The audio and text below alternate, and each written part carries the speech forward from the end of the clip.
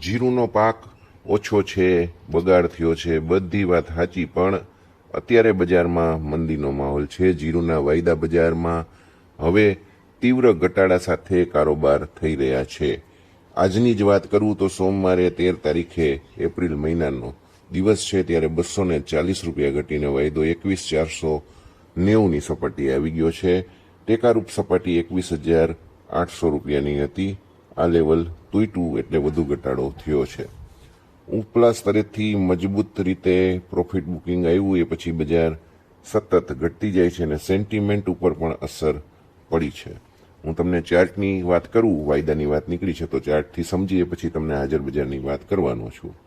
ટૂંકા ગાળાનો ટ્રેન્ડ હાલ પૂરતો થોડોક મંદી તરફ વળી ગયો છે. ટેકનિકલ રીતે જોતા એવું લાગે છે, વાયદા બજાર જોતા એવું લાગે છે. હાલમાં 21,800 થી 22,800ની શ્રેણી એટલે કે એની ભાવની રેન્જ નક્કી થઈ હોય એવું લાગે છે. આ રેન્જમાં કદાચ બજાર ચાલશે. 21,800 તૂટી ગયા છે એટલે હવે કદાચ 20,900નું જોખમ તોડાઈ રહ્યું છે. જોઈએ છીએ આગળ જતા શું થાય છે. હવે દિશા અંગે મિત્રો મૂંઝવણ એટલા માટે વધી ગઈ છે કારણ કે વલણ નબળું પડતું જાય છે અને એવું દેખાય છે. મધ્યમ ગાળાનો ટ્રેન્ડ 100% નબળો નથી પડ્યો. માત્ર આ વાત કરી રહ્યો છું ટૂંકા ગાળાની. ટૂંકા ગાળામાં બજારની ચાલ અનિશ્ચિત છે. કારણો સૌને ખબર છે કે વૈશ્વિક સ્તરે અનિશ્ચિતતાનું વાતાવરણ છે, નિકાસમાં સમસ્યાઓ છે. તો વાયદા બજારનો ટેકો 21,800 થી 21,500 હતો. એ સ્તર આજે સવારે તૂટી ગયું એટલે નવું સ્તર તમને કહું તો 20,800 સુધી જવાની કોશિશ કરશે. જ્યાં સુધી 21,800 ઉપર વાયદો બંધ ન આવે ત્યાં સુધી હવે સુધારો મુશ્કેલ છે.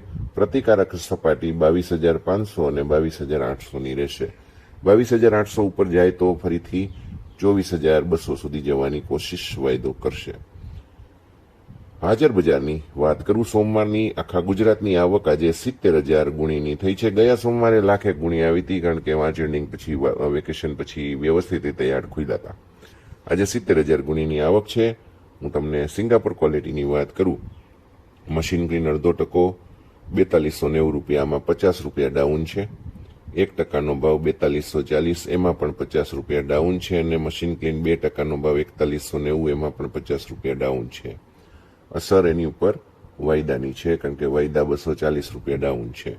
યુરોપ ક્વોલિટીની વાત કરું તો એમાં મશીન ક્લીન 0.5% 4425, સોર્ટેક્સ 4475, 25 થી 50 રૂપિયા. આની અંદર પણ બજાર ડાઉન થઈ ગઈ છે. મિત્રો હવે શું થાય એની વાત કરીએ તો અત્યારે નિકાસ મોરચે ઘણી નબળાઈ છે.